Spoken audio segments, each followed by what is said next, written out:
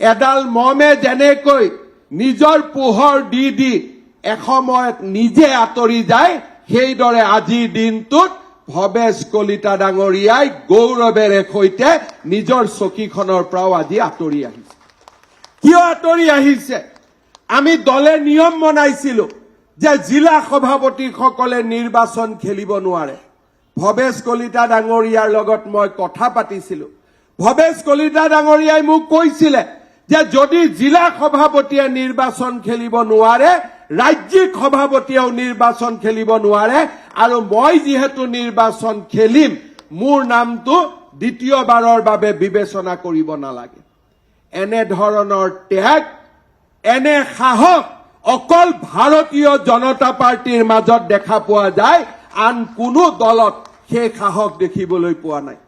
আজি মই কংগ্ৰেছ দলক প্ৰত্যাহ্বান জনাম, 400 মণ্ডল সভাপতি নিৰ্বাচিত কৰক, 38 জন জিলা সভাপতি নিৰ্বাচন কৰক। ৰাজীৱ ভৱনত কিমান খণ্ড খণ্ড বিখণ্ড যুদ্ধ লাগিব তাৰ কোনো উদাহৰণ আমি দিব নোৱাৰো, তাৰ কোনো উদাহৰণ নাথাকিব। আজি বোলে বৰপেটাত ৰাজীৱ ভৱন জ্বলি গ'ল, কাজি বোলে ধুবুৰীত ৰাজীৱ ভৱন জ্বলি গ'ল, কিন্তু আজি এজনৰ পৰা আন এজনলৈ সভাপতিৰ দায়িত্ব হস্তান্তৰ হৈছে, কতো তু শব্দ এটাও নাই, আৰু এয়ে হৈছে ভাৰতীয় জনতা পাৰ্টি। বিজয়া চক্ৰৱৰ্তী বাইদেউ, নাৰায়ণ বৰকটকীৰ দৰে অগ্ৰজজন আজি আহিছে নতুনক আশীৰ্বাদ দিয়াৰ বাবে। আজিৰ দিনটোত যোনে য'তে আছে সকলোৱে নতুনক আশীৰ্বাদ দিবৰ বাবে, পুৰণাজনক কৃতজ্ঞতা জনাবৰ বাবে আজি আমি ইয়াত সমবেত হৈছো। কাৰো লগত দিলীপ শইকীয়া কাৰ মানুহ, দিলীপ শইকীয়া কোনে সভাপতি পাতিলে কোনেও নাজানে, মাত্ৰ এটাই কথা জানে, দিলীপ শইকীয়া ভাৰতীয় জনতা পাৰ্টিৰ এজন গৌৰৱী কাৰ্যকৰ্তা। আৰু যেতিয়া দিলীপ শইকীয়াক আমি দেখা পাওঁ, ভৱেশ কলিতাক আমি দেখা পাওঁ, তেতিয়া আমি প্ৰত্যেকজনে বুজি পাওঁ যে এই দলটোত কাম কৰি থাকোতে ময়ো সেইখন আসনত গৈ বহিব পাৰিম।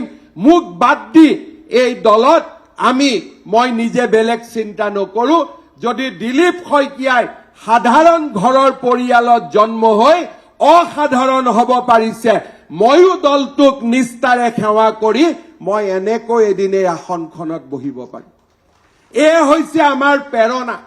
যুৱ মৰ্চাৰ সদস্যসকলক মই আজি আহ্বান জনাম, এই দৃশ্য নান্দনিক দৃশ্য, এই দৃশ্য এক পবিত্ৰ দৃশ্য, আৰু এই দৃশ্য ভাৰতীয় জনতা পাৰ্টিৰ বাদে আন দলত দেখা পোৱা নাই, কোনো দলত আমি দেখা নাপাওঁ। এই দৃশ্য কেৱল মাত্ৰ ভাৰতীয় জনতা পাৰ্টিত দেখা পোৱা যায়।